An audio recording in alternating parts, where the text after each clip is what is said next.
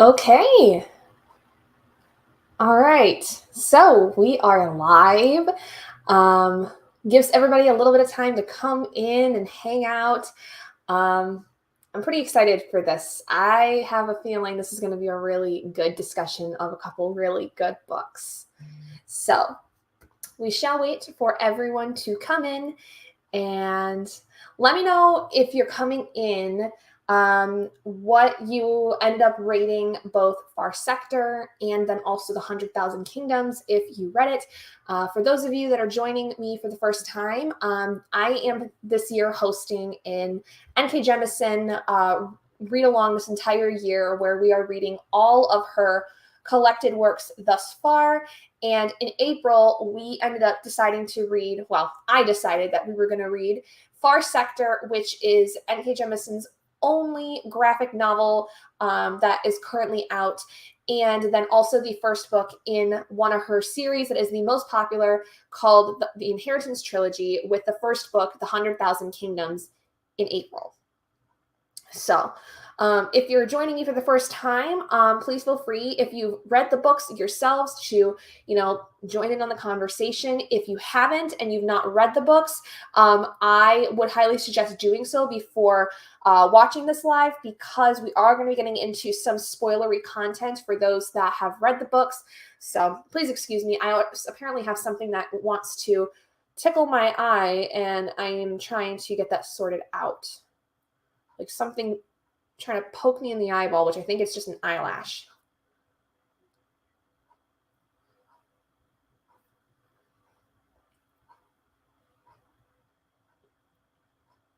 Oh, there we go. I think I got it. Hopefully.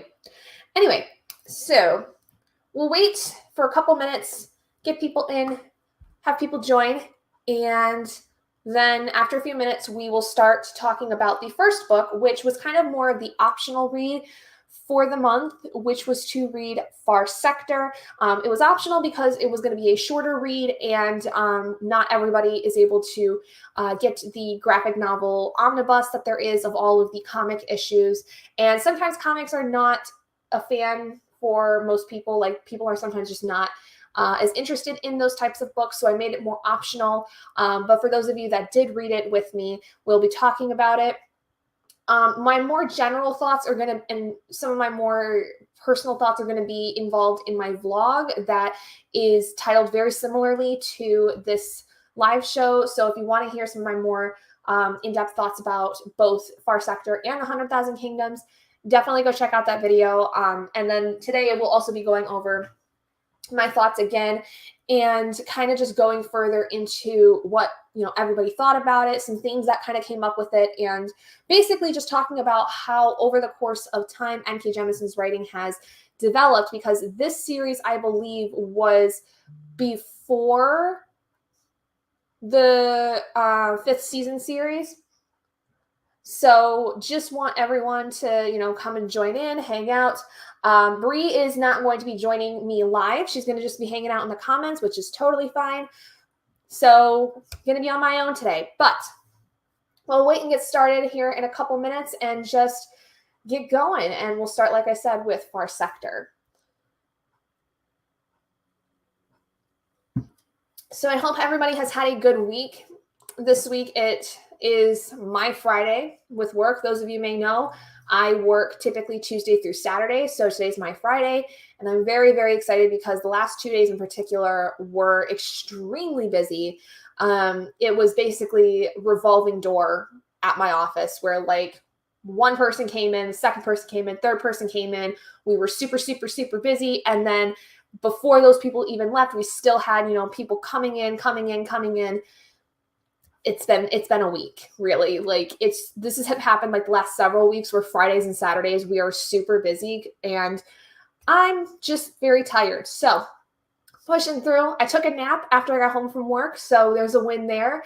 And really excited to, though, be talking about these books, because I really enjoyed Far Sector, and I did enjoy the 100,000 Kingdoms, but Far Sector so far has got to be probably my favorite N.K. Jemisin read we have read so far this year. So Like I said, if you're joining us, make sure to let me know if you had read either Far Sector or The 100,000 Kingdoms or both, what you basically rated them yourself. Come in and say hi and tell me what you rated them, and we'll kind of get started. So the first book we're going to be going over, like I said, is Far Sector, which is the graphic novel that N.K. Jemisin wrote. Hi, Courtney. I was just going to say, I hope you slept well. I did. I got home about 5:30 from work, and I immediately hit the sack. I slept like completely, like fell asleep and was asleep until about 7 o'clock. Like I slept for an hour and a half. Feeling good, feeling better. Hi, Bree. Welcome, welcome, welcome. So thank you guys so much for joining me today. So we're going to go ahead and get right into it. So let's talk about Far Sector. So a little bit of background on this book for those of you that don't know.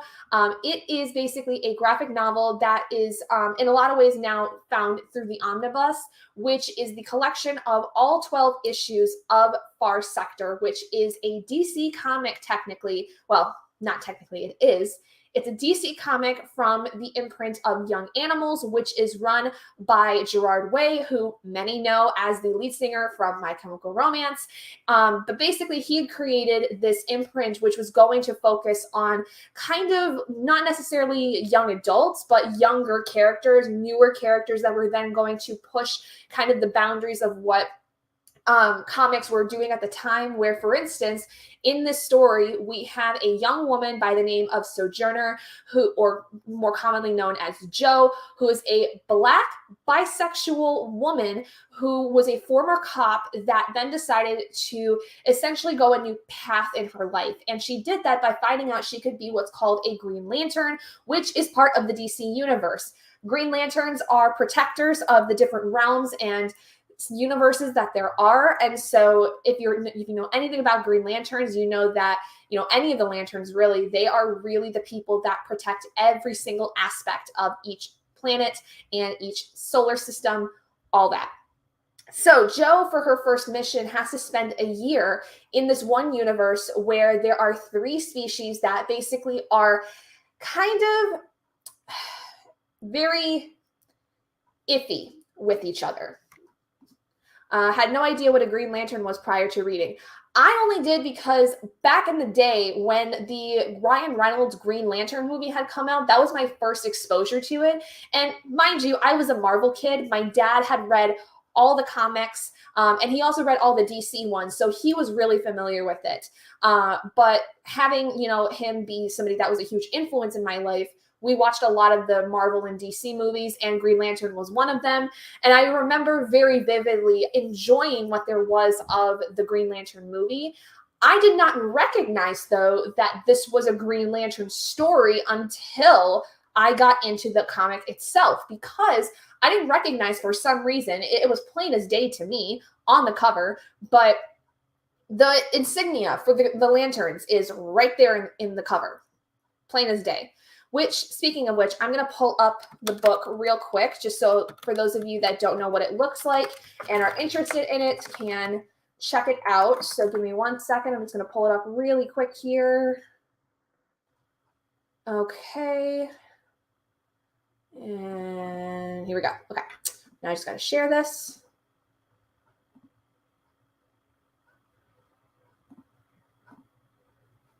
Okay. So, see, there we go. All right, so this is the cover for Far Sector, for those of you that are not aware of it. But you can see the O on that title is a lantern. That is the insignia for the lanterns, and specifically the Green Lantern, because you can see there's like a little green circle around it. So anyway, basically in the story, we learn that Jo is being tasked with essentially handling this universe of people where there is an AI group of characters. There are kind of more human looking people, but they have wings and tails, and they're kind of like, I don't know, they're not necessarily dragons, but that's kind of what I thought of, like they were human dragons, which was a very odd thing.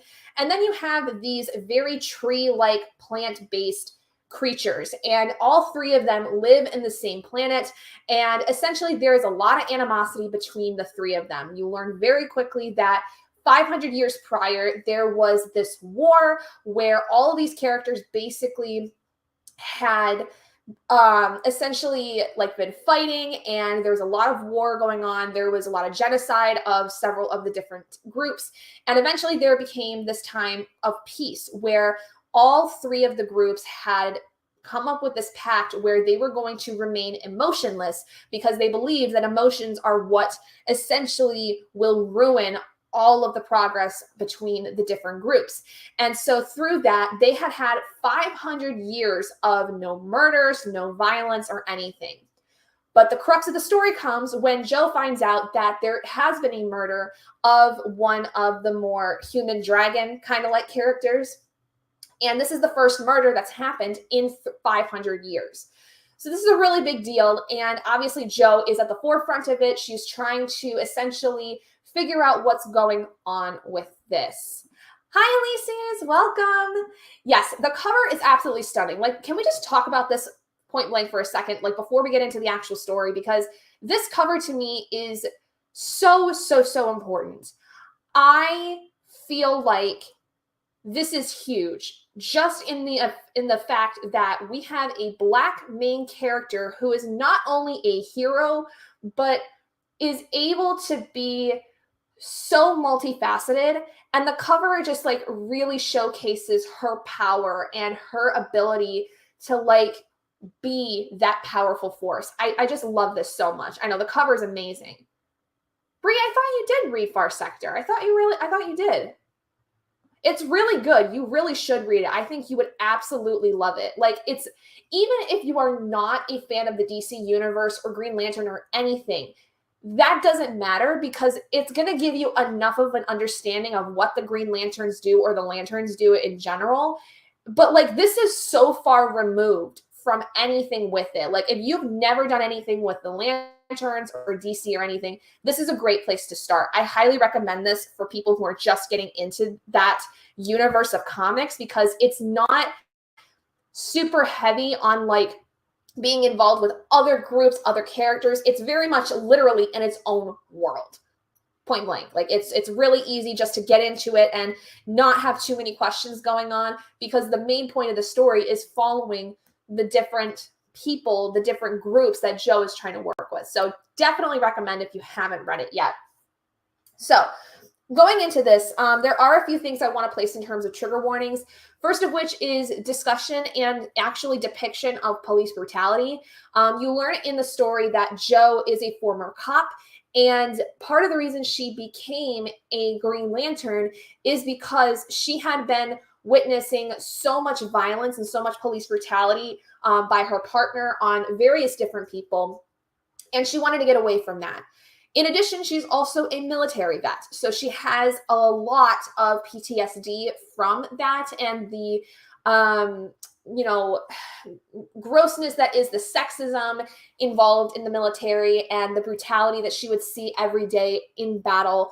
And when she came home, she became a cop, and that none of that really changed. And so she decided that in order to get the change she wanted, she was going to join up with the Lanterns and basically was sought out by somebody who was looking to basically find someone to fill the spot of the Green Lantern at that time. And so they picked Joe thinking that she was a perfect fit for it because anything in the Green Lantern world, you have to be chosen for those roles. You have to be someone that exemplifies the characteristics that they are looking for as representatives of the Green Lantern.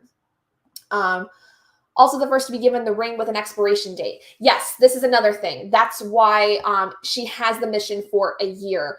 Goes against the lore of the Green Lantern. Be interesting to see what she'll be able to accomplish within that time frame. Yes. Elyses actually brings up my next point, which was going to be about the fact of the expiration dates. So Elyses, stop reading my mind.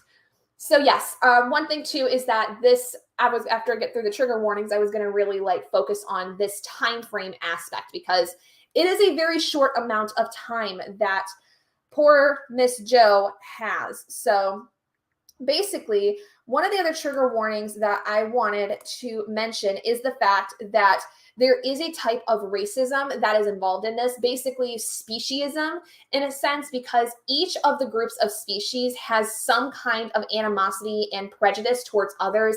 For instance, the main one is between the more AI-based group and then also the more dragon person like group. They are very much the two that butt heads a lot.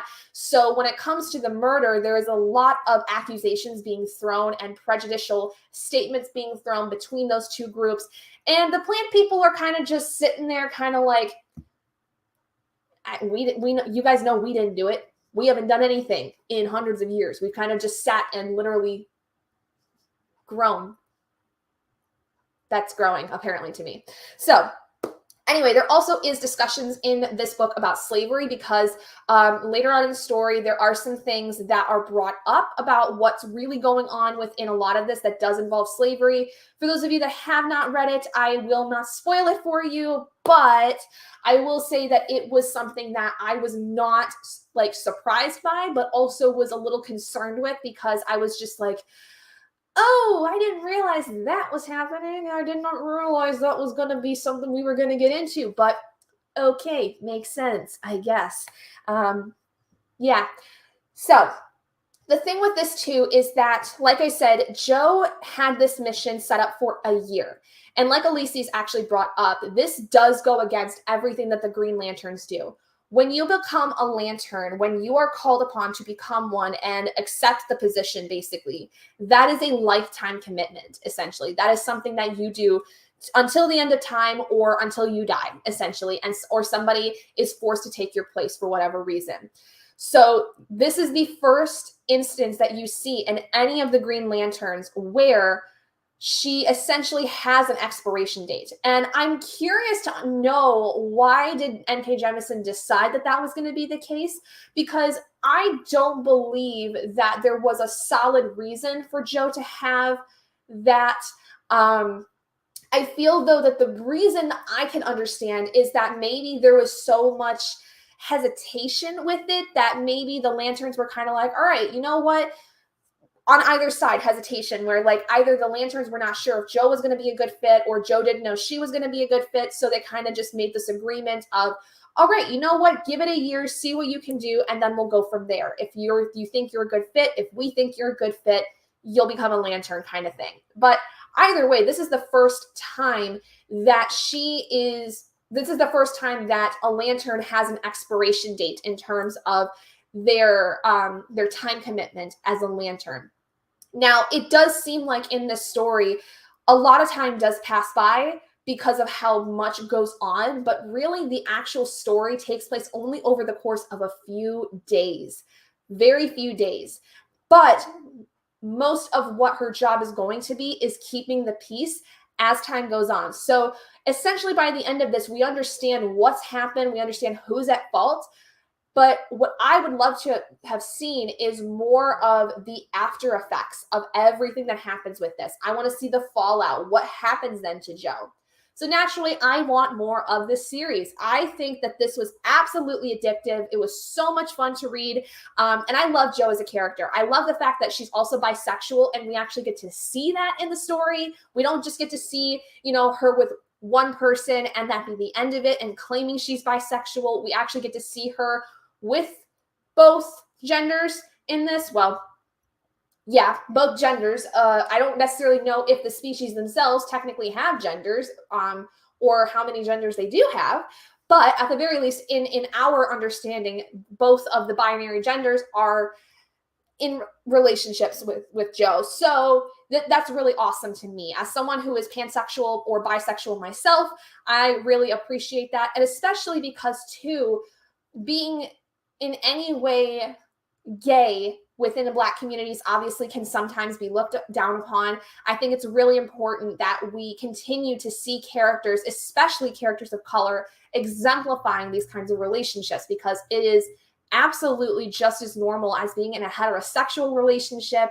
It is just so awesome. I really loved this. I really feel like this was an amazing story, and I want more of N.K. Jemisin working on comics. I think that her ability to tell a story plays so well with comics and with graphic novels. I think that specifically, I would like to see more, like I said, of this series, but I think in general, I would love to see her create more in terms of different kinds of stories in a graphic novel format. I think that this is a medium that she needs to continue with because she did a great job of creating the story and finding an artist then that also was able to bring to life this story so beautifully. I think that this is something that would go over completely well with other fans of N.K. Jemisin for her to see, for her to create more of this type of medium. Seems to have a major theme of oppression in all the books I've read by her. Yes, she really does. And the reason I think is because it is something that we still, in this day and age, see with Black characters or Black people, as well as, you know, in real life. Like, it's one of those things where oppression is always going to be around. We can try to stamp it out as best we can, but especially when it comes to even looking at intergalactic kind of ideas, there is going to be somebody always wanting to get power over another. That is another theme that I also really have found to be something I appreciate when looking at Far Sector in general. One of the things I think I commented in my vlog was that it doesn't matter if the book is fantasy, if the book is sci-fi, if there's actual real people involved, if it's all, you know, different aliens.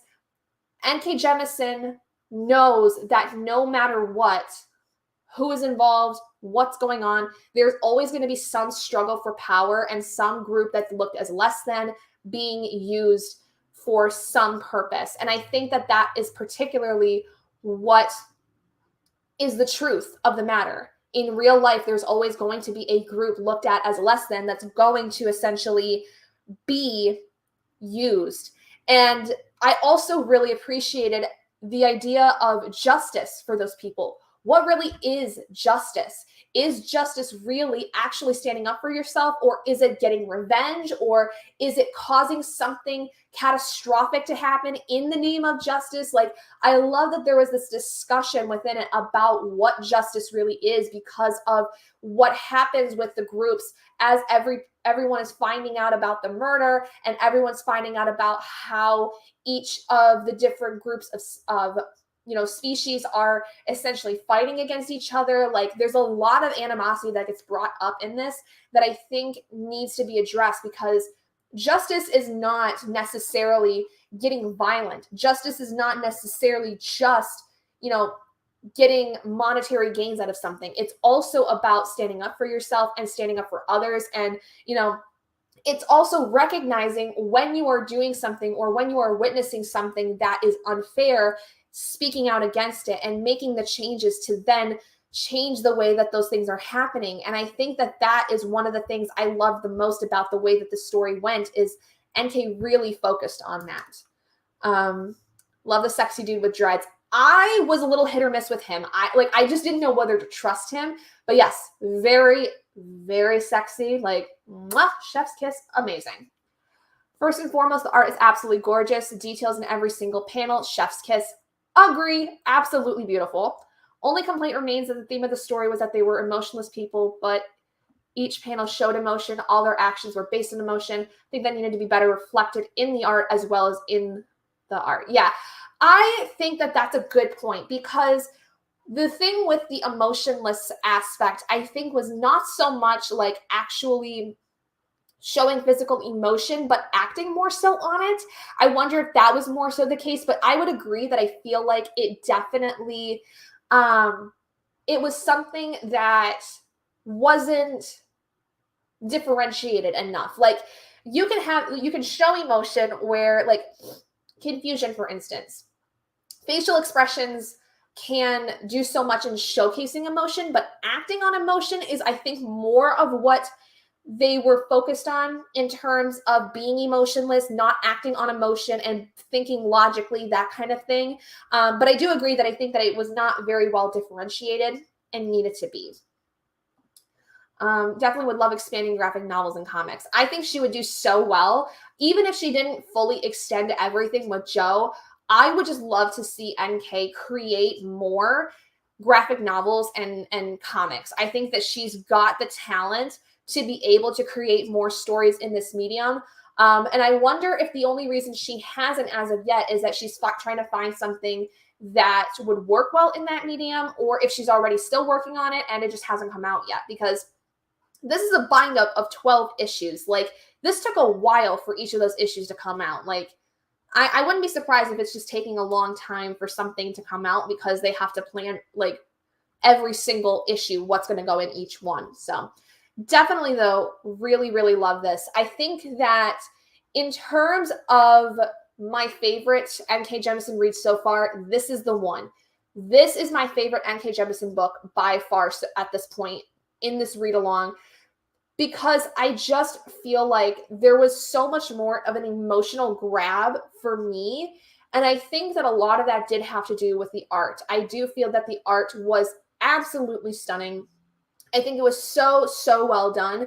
And I would absolutely love to read more of Green Lantern in general, whether it's Joe or not. I think that this is something where this story grabbed my attention so easily. And it reminded me, I think, why I fell in love with the idea of superheroes as a kid. Literally said that it suppressed all their emotions. You can't express something you don't feel. Well, see here, that's a good point. I will say, I feel like that suppression doesn't necessarily mean you don't feel it, because I think of it this way, and maybe this is something that not everybody thought about, right? Or it's something that maybe I'm the only person that thought on this. Suppressing to me does not necessarily mean you don't feel it. It's more of you're hiding it from others. And just because you're emotionless or you're suppressing emotions, it doesn't mean that you can't still like develop the feeling. Like, I think in some ways what happened, especially with, like, for instance, like any AI character that you come across where they start feeling emotion, start becoming a little more sentient, it's not that they're incapable of feeling emotion. It's that they don't quite understand it. And when they start to understand the emotion, then it's something that they can start to express. And I think that really, I mean, because obviously we find out why this is happening. We find out why these people are able to have this suppressed emotion in the comic. I think it's less of they can't feel it as much as it is that it's just hiding beneath the surface. And what happens is when it starts to take over, that's when the bad things happen. And that's what they were trying to avoid. Now, it would be different if they were to like cut something out of the brain, for instance, right? Because we all have centers in our brain where we hold emotion, right? Everyone talks about sometimes when you get really emotional, you're way back here in the back of your brain, right? You are way back here, and that's all where all your thinking is. When you're super emotional, you can't use your prefrontal cortex to really process emotion. So if there was something where those emotional things were surgically like removed at like birth or something like that, and that was what gave people the ability to not have emotion, I think it would be different. But I do think that this is more or less something where they were suppressing emotions due to things like medication or, you know, something to that effect, as opposed to it being like they were non-existent and all of a sudden they're starting to feel it. It's more, I think, of the lessening of inhibitions. Because if we think about our beautiful, beautiful male love interest in this story, right? When he was using the drugs, he started to feel those emotions because his inhibitions were lowered. I think that that's more of what this was, as opposed to it being more like they were just supposed to be completely like stone-faced, emotionless, that kind of thing. Never been into superhero comics, so I thought the graphics were busy and confusing at times. Yes, and I think especially if you've never been a part of anything in terms of superhero comics, this would be a little bit iffy, but I think that this was amazing. I think this is definitely a great introduction into the superhero comics. If you never read anything else superhero comics, that's fine. But I think for those that are interested in it at least a little bit, this is a good jumping off point because you can definitely get involved with understanding the Green Lantern world, at least a little bit, understanding what the point of them is. And then from there, you can jump into the actual Green Lantern universe and then therefore DC and other universes. His eyes were glazed. Yeah. And I think that, like, in the way that he had his inhibitions lowered, it was kind of like, when you get high or when you get drunk, right? If you've ever done both or you've done one or the other, the eyes are glazed, but the emotions are more intense. And so I think that with his when he was high, essentially all those shields were lowered. Everything was lowered for him, and that was more his real self, the more emotional self. And that was what these people were trying to avoid. They were trying to avoid allowing their populations to have this feeling because they saw, 500 years prior, what that did to them. And it caused this massive, massive war. And so they all thought that by suppressing emotions out of people and trying to kind of like genetically weed it out of people, that it would just go away. But the case is that no matter how you are, no matter how much you try to suppress something, it's always going to bubble itself right back up at the most inconvenient time. So, all right, give me 1 second, guys. I have to go blow my nose because my nose has been running like crazy this entire time. So just give me 1 second and we'll continue.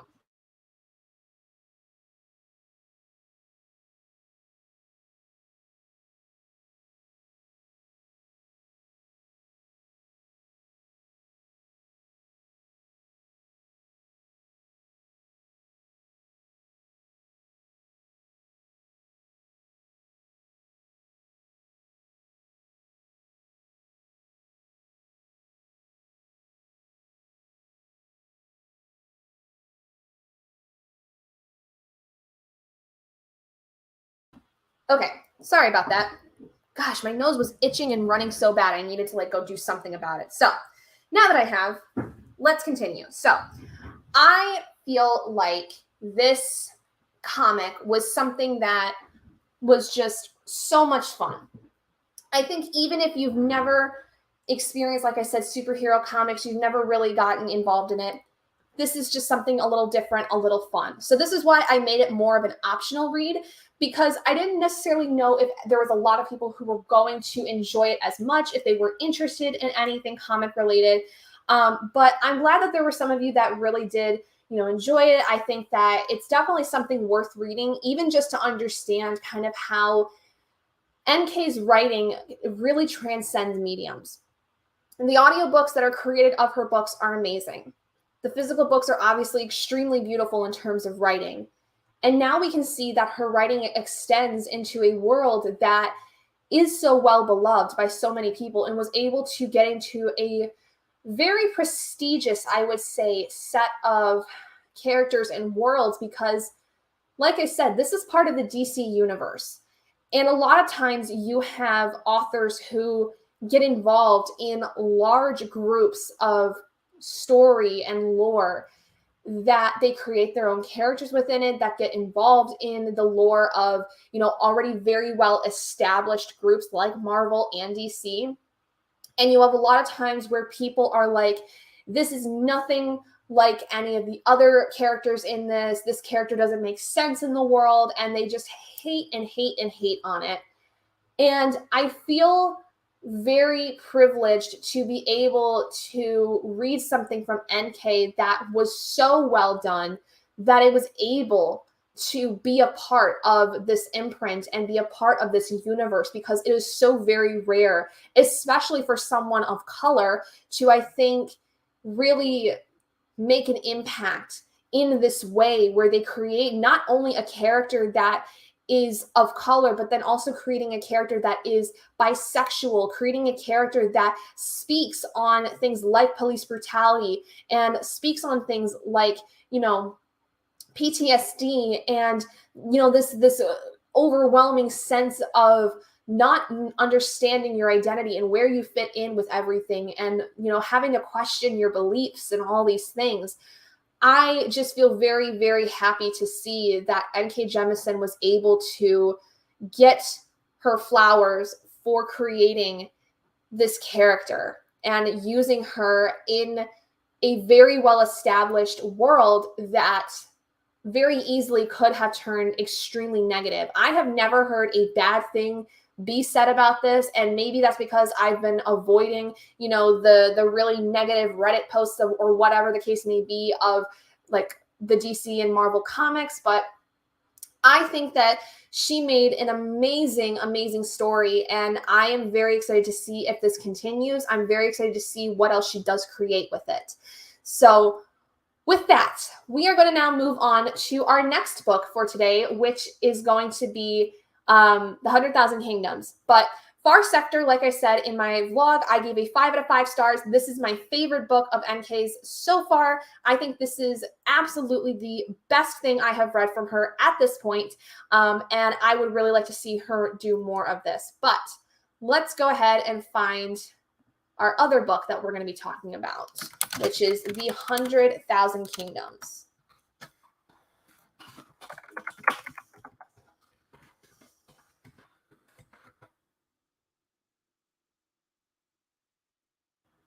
All right. I don't want that. I just want the book. Front cover, thanks. Front cover, thanks. Okay, hold on one second.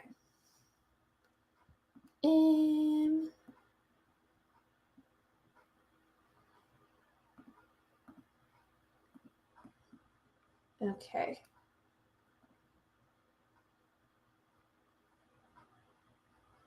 Beep, beep, beep, beep, beep.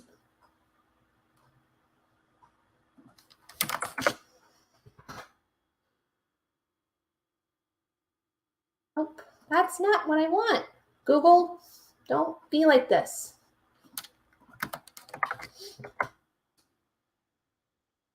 All right. Let's just do these. All right. See you. Share screen. And these. And these. All right. So, all right. At least he's 5 stars also. Yeah, I think it was absolutely fantastic. I think that this is definitely something I will get on my own eventually. Like when I, am able to get off of my book buying ban, that is going to be one of the books I'm going to get first because I want that for my personal collection. All right, so let's move on to the main novel for the month, which is the first book in the Inheritance trilogy. We are starting a new series this past month with NK Jemisin, and this is more of a fantasy series. With the 5th season and the Broken Earth trilogy, essentially, it was kind of a mix of fantasy and sci-fi elements in some ways, especially the further on you get into the series. This is more so just a pure fantasy. Now, this has a very intense beginning. From the very beginning, we see our main character who is basically whisked away from home because she is essentially the heir to the throne of this kingdom, and she's being whisked away because essentially her life is in danger. She is being looked at and possibly like being used as a sacrifice or basically trying to be murdered. But let's go ahead and read what the synopsis says on Goodreads for those of you that may need a little bit more. So Yen Dar, I don't remember how her name's pronounced, is an outcast from the barbarian north. But when her mother dies under mysterious circumstances, she is summoned to the majestic city of Sky. There, to her shock, Yen is named an heiress to the king. But the throne of the 100,000 Kingdoms is not easily won, and Yen is thrust into a vicious power struggle. So, yes, basically, like I said, this is where the very beginning, Yen is whisked away. Her mother is murdered, and so essentially she believes that she is in massive amounts of danger. Essentially, this book, from what I understand, not only obviously is she getting,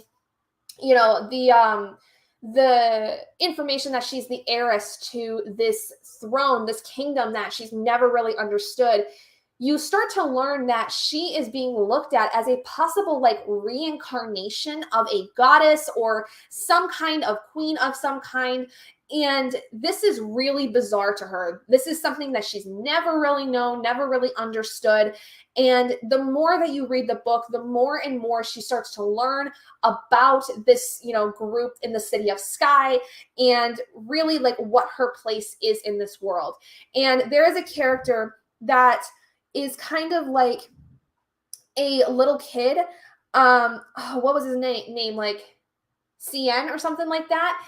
He is so cute, and he acts like a little kid, but he's actually like this really powerful being in a tiny body of a boy. And essentially what we learn is that the main character Yen is like his mother in some way. Like she's the reincarnation of his mother, and so he latches onto her like nobody's business. He is the sweetest kid, and I just adore him because he's definitely that kid where he's like, I'm gonna protect my mom and I'm gonna stop anyone from hurting her, that kind of thing. Like, it is just the sweetest thing. So this book does talk a lot about generational trauma, because you learn over the course of the story that there is a lot of trauma going on within this sphere of characters. Like, the amount of things that have happened that has been passed on from generation to generation, it is absolutely awful. Like, the things that Yen finds out about the way that the gods and goddesses used to treat each other and what happens to them. And then what you see at the very end of the book, where literally it is like everybody comes together to like have this big fight, and then all of the secrets get divulged. Like, it's a lot. It is a lot to take in. Now, I feel that this obviously is super different from Broken Earth, because obviously, first of all, this is almost entirely in first person. In the Broken Earth trilogy, we saw a lot of second person and third person. And so this is very different so far. But keep in mind, too, I'm fairly certain that this series was before the Broken Earth trilogy. And so it doesn't surprise me that, this is a little different. I feel like maybe her writing style had evolved over time. But I really did enjoy this one. I just feel like, personally for me, as I stated in my vlog, that there were times I got a little lost. I feel like that there was not really a lot that happened in terms of plot, because we kind of stayed in the same place for a very, very long time. And so a lot of things felt like it kind of bled together for me. But I really did like this idea, especially at the end, where there is this entire like battle almost that almost starts up. And then it's like, hang on a minute. And Yen basically like switches over, where like the reincarnated part of her snaps into place. Like, okay, any of y'all know I'm a huge fan of The Mummy, right? This whole thing at the end felt exactly like how in The Mummy Returns, when Evie becomes like, when she dies and then is brought back to life, and how she snaps into her former reincarnation. That is how that felt to me, that entire scene of like the real goddess coming out of Yen, the real person that's been in her head this entire time, coming out of her. And it was just this coolest thing I had seen in a long time. I thought that was such a very powerful set of, moments. And I just really liked the way that kind of brought everything together. Now, there also is this talk about sacrificing for the greater good. And I think in some ways that this story, there's a lot that could have been done to fix it. And because I think that in a lot of ways, Yen was being looked at as that sacrifice for the greater good. There was this constant thing of, sacrificing her mortal body to bring back the goddess, and essentially like just go away in order to make things better. And I think that sometimes that doesn't have to be the case. There's always some other way to fix an issue. And I think that sacrificing Yen would not have necessarily changed anything. I think that it would have, if anything, made things so much worse, because there would have been an unnecessary death. You would have had a lot of people that were trying to protect her even more angry. And then there would have been an even bigger war, which maybe that was the case. Maybe that was what was being planned all along. But there definitely was another way that was brought up. So For me, like I said, really loved the ending, and I loved the way that the beginning was. It was kind of just that middle portion where everything was kind of blurring together. I didn't quite 100% get, but I really did like this.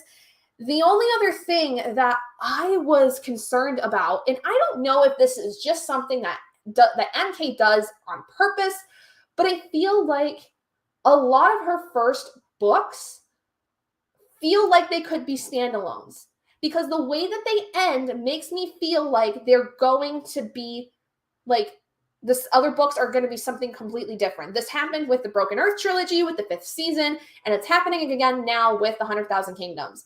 I feel like the way that ultimately the story did end felt very finite, felt very, that's it. Like, drop the curtain, end the scene, that's done. Next book moves into something completely different in the same world, which fair play to you if that's what's going to go on, but I'm willing to bet that's not the case. I'm willing to bet there's something else going on with Yen and the other characters, just like we saw with the Broken Earth trilogy. Maybe I'm just reading too much into things. I don't know. But I'm a reader, so you get what you get. Took a lot of self-control not to jump into the other books in the series right away. I totally get that. I'm sorry you couldn't. I mean, you definitely could have, but then you'd be waiting for like another month, 2 months before we'd actually talk about it.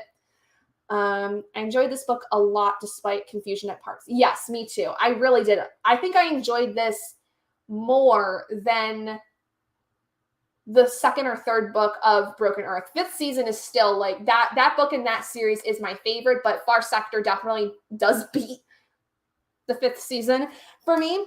I'm sorry to say, but I think just Far Sector was so amazing that like it's almost on a completely different level from the 5th season for me. But I did like this more than I think I did enjoy the Stone Sky or the Obelisk Gate. Loved when the guys got turned into diamonds. Expensive. Yes. I love that too. I thought that was so witty and funny. Because like, it just, I don't know. There was something about it that just seemed really, really funny to me, like really witty. And I think that like, it was just very, very appropriate, I guess we'll say. It did feel like a standalone. See, okay, I'm glad I'm not the only one, because I feel like, and I don't know if this is just something that happens with all of her first books in series, but something about the way that she writes them feels as if at first they weren't going to be series, and then after the first book gets looked at, then people are like, okay, we want to buy this as a series. Can you make this into a series kind of thing? I wouldn't be surprised if that's the case, but I really have no idea. Like the comedy she puts into her books. Yes, she is really witty. Like, and I think that this is kind of an acquired taste of comedy, because I feel like if you kind of don't understand the joke, like if you don't read into the joke enough, you don't get it. Like someone that's reading this on a very surface level kind of thing, they're not going to get it. And I think that there's a certain kind of comedy you have to understand and certain kind of humor you have to like understand the kinds of wittiness that she does, the kind of witty things that she does and says in her books. And I feel like that may be why there's some people who don't get N.K. Jemisin, and that's because they don't understand her humor in any way. Did feel like it could be a standalone. It has such a different feel, lighter than Broken Earth, more fast-paced. It's weird to say lighter. They were equally atrocious events happening. 100%.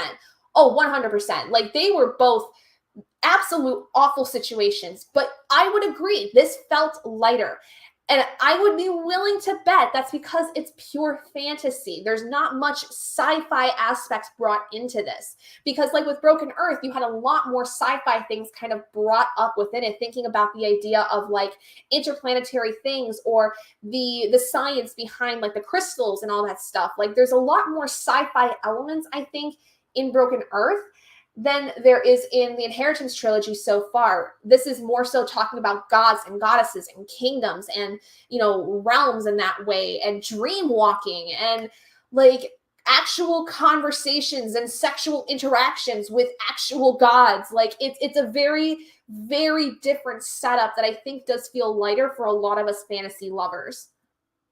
I didn't feel confused, but I did feel it got repetitive towards the end. I think that would be also appropriate to say, because I think that is something I find I might have an issue with some of her endings is it does feel, repetitive. It gets a little bit much. Like it feels like you're kind of beating over the head with a stick too many times kind of thing. But I really did enjoy this. I really do think that this book in particular looks at a lot of different things in terms of the idea of generational trauma. And I think that specifically in terms of generational trauma, what happens when nothing involving the trauma is ever resolved? Because if we look at the way that the gods and goddesses were interacting with each other, there's a lot of history. At the very end, you see that there's a lot of history and a lot of hatred and animosity and anger towards each other because of the way that things went about with the family of the gods and goddesses. And so this is one of those stories where I feel like NK is going to take a bit of a different turn in terms of what she focuses on in terms of life, and more specifically, what happens to people that suffer from generational trauma and they never, learn to heal from it. They never resolve it, because that kind of thing can really impact a lot of people down the line. Like what your grandparents did to your parents can affect you in so many different ways. It's not even funny. Like I can understand that in my own personal situation. How my grandparents treated my parents definitely has an effect on how they treated me as I grew up, and it's going to have an effect on the way that I raise my children, and whether it's intentional or not, everything is a product of itself.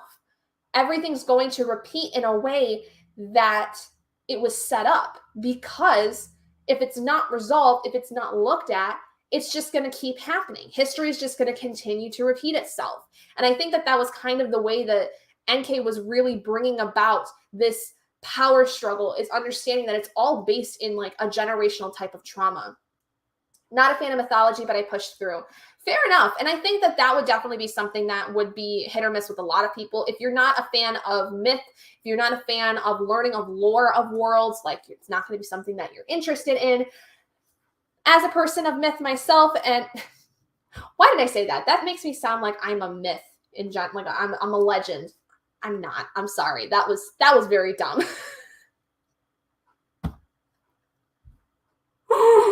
Oh, that was really dumb. As a lover of myth, there we go. As a lover of myth myself, I really appreciate the way that this was talked about, because I think that even if you look at any pantheon of gods and goddesses that like Norse, Greek, Roman, Egyptian, anything like that, you never really hear about the fact that the trauma that some of the children of the main gods go through, I feel like none of the stuff that happens there gets resolved. And it does have an effect on the way that they interact with humans, especially in the Greek stories. It's just really interesting that NK decided to really focus on the fact that even though that they are impressively powerful beings, they have their own issues. They have their own shit to deal with. And I really appreciate that. I do agree with Courtney. It did feel like you couldn't trust anyone. The entire time I was like, okay, we'll just have to see, riding that wave until the end. Yeah, and I feel like that was part of why I felt like a lot of things bled together, because I really didn't feel like I could trust too many people, and I was still trying to piece things together, that it just felt really, really confusing. It's expecting the gods to do something to cause more mistrust. Yeah, and I feel like that's why it felt so monotonous, because like I said, there wasn't much in terms of actual plot as much as it was lore building and understanding the gods and the goddesses. And that's why, especially all taking place in the exact same city, I felt that everything bled together, and then nothing really happened until the very, very end. I do think that this is something, though, that similar to the 5th season, we had to have a book that set up the world, because I think we all talked about how with the 5th season, there were definitely some things that felt a little slow because we didn't get to see much of the world. We didn't get to see much of the characters outside of it. And I think that reason is that this book in particular, The 100,000 Kingdoms, is definitely that very foundational book for this series. So I would be willing to bet that things are going to pick up a lot more with the next book and the books after that. So book 2, The Broken Kingdoms, I'm interested to see how this is all going to play out. Because like I said, the way that 100,000 Kingdoms ended seemed very much like there's not going to be much continuing. But I'm willing to bet that just like with the Broken Earth trilogy, the Broken Kingdoms is going to really continue on a story that seemed to have ended, that just needed a bit of a break. There needed to be a break in the time so that there could be something further on down the line. It's a great foundational book. Second book kicks off. Yeah, exactly. That's what my thought is. I thought Tyville was going to be bad too. Yeah, I thought so too. Like, I don't know how to feel about much of him. Can't wait to read it. Exactly, it's set up for the world. Okay, awesome. Loved 5th season. It was my favorite in that series. Mine too. I loved it. I think that book in particular just set up the world so nicely for me. But now this one, I just wanted a little bit more from it and understanding more of like what the actual plot was going to be about. Whereas I felt like everything just kind of blurred together. I'm screaming. Can't wait to discuss book 2. I hope you can join me for book 2. I really would like for you to, to come in and talk with me about this, because as Bree, someone that has read this series multiple times, I want to know like your actual like voiced thoughts on especially book 2. So I want you to come on next time. The Free Love of the Gods was interesting too. It was kind of incestuous. See, and that was something I wasn't necessarily surprised by, because I felt as if that not necessarily was normal, but with the other myths, like in an ancient Egypt, the myths with the gods there, it's pretty incestuous. So I wasn't surprised necessarily. Sure was. I'll be there. Last minute date night? With Alex or with some actual boo? If there's a boo involved, why was I not made aware of this? I'm kidding. You don't have to tell me shit. So no, if it's with Alex, I hope you guys have fun. But even if it's with a new boo, you better be spilling some tea here pretty soon. I was almost say.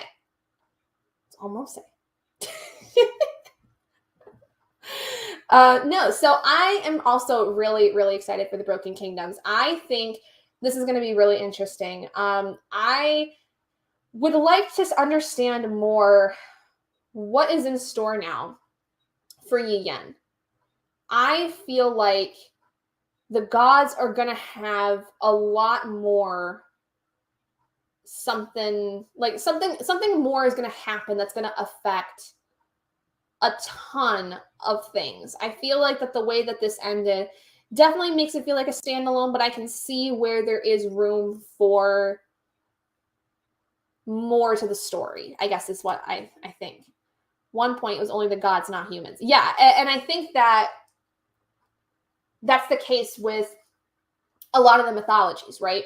In ancient Egypt, for instance, the gods, they were also incestuous because like that was all there was at the time. Before the humans actually kind of came around, the idea was that they, bred with each other because they wanted to create their own forms of life. Like Isis had children with her brother.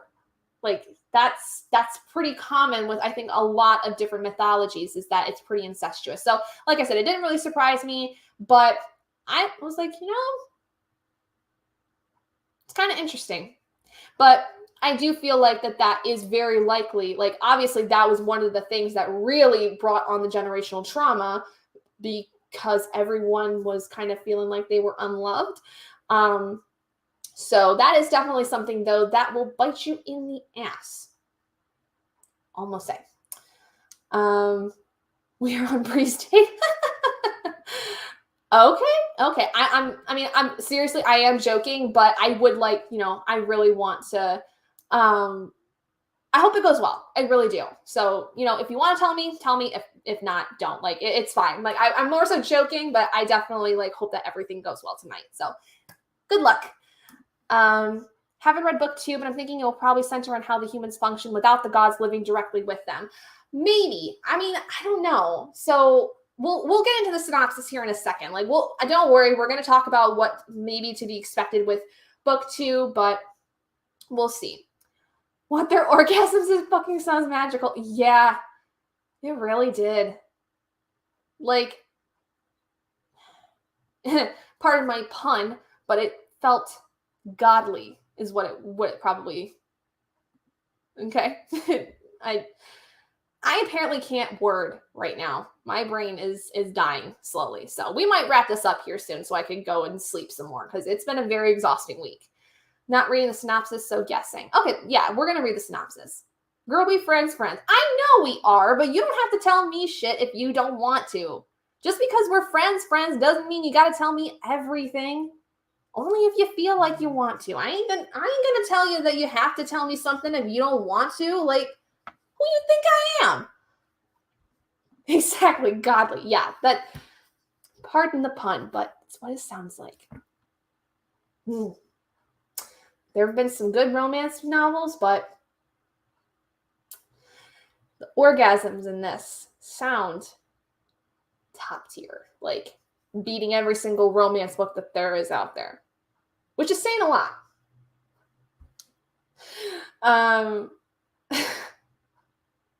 Lord, you guys, I need to go to bed. Truthfully, I need to go sleep.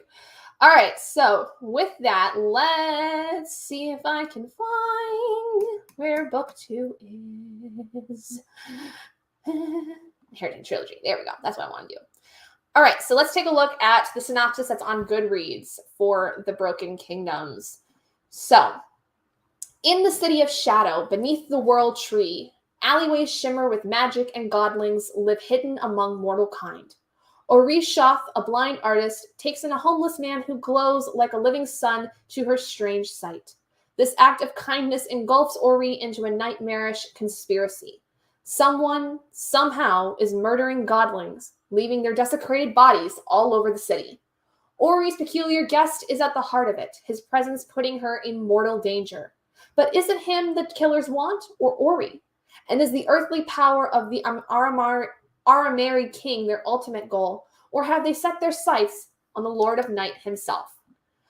Okay, so that's in response to who do you...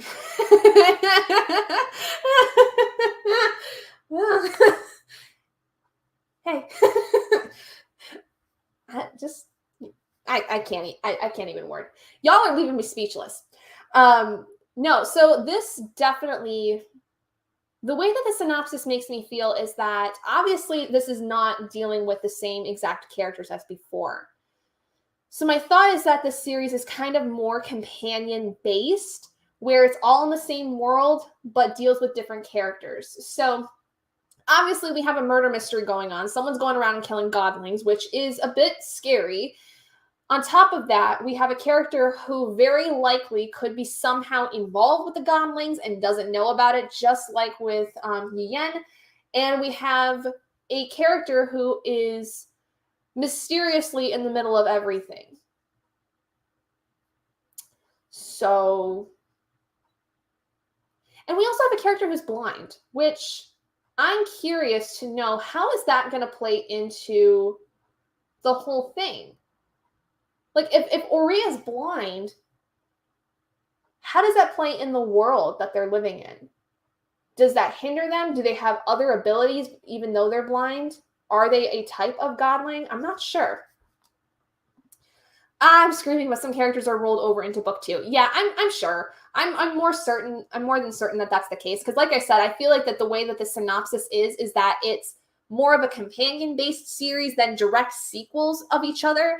But I'm curious to see who's going to pop up into this one. Who's going to make cameos here and there. I want to say that I love the names she gave the characters. I thought they were beautiful. Yes, they really are. Like, Yen is stunning. Like, it's a little difficult for me to, like, say because I don't know if I'm saying it right. But very pretty. Ori is like, I don't know. There's something about that name that just really, like, hits me. It really hits. I just love it. So good. So, with that, everybody, now that we've seen the synopsis, we're going to go ahead and get closing in on the end of this live show. So just so that everyone is aware, in the month of May, we are reading The Broken Kingdoms, book 2 in the Inheritance trilogy. So if you have not read The 100,000 Kingdoms as of yet, please feel free to do so in the month of May as well to prepare for our live show of that and of The Broken Kingdoms. So make sure to read Broken Kingdoms this month. Audiobook was awesome. Pronunciation on point. Awesome. Thank you, Elises. Appreciate it. Ding. I need to go to bed, truthfully. I'm all over the place today. It's been a weird couple days, y'all, like truthfully. So what we're going to do is in June, the first weekend of June, so that would be June 3rd, Saturday, June 3rd, we are going to be hosting the live show for The Broken Kingdoms. So same time as every other time we've done this, 8 p.m. Eastern Standard Time. Bree, please, for the love of God, make sure you can come to this one. I want you here. I want to talk about this with you. I love you. Have fun on your date. I really hope it goes well. So I just am so happy you guys are joining in on this with me. Thank you so much for coming in and hanging out with me.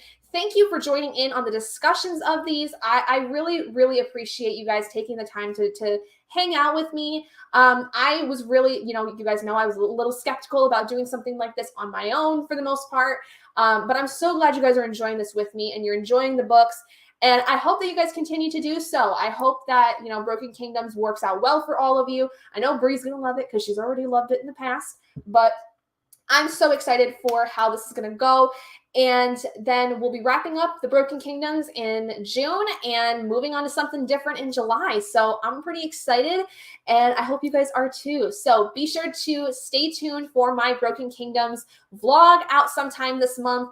Don't know exactly when it's going to be, but sometime this month. And we'll just all check in again on June 3rd at 8 p.m. Eastern Standard Time for the live show. Thank you, guys. Thank you, Elises. I'm going to go sleep. I'm going to go crash back in bed because I can feel myself going, woo. It is what it is. Love it. You're killing it. Thanks. I love you. I love you so much. I will be. Good. Yay. All right. So thank you guys so much for joining me tonight. I hope everyone has a wonderful, wonderful weekend and a wonderful week next week. And I will see all of you guys next time. Bye.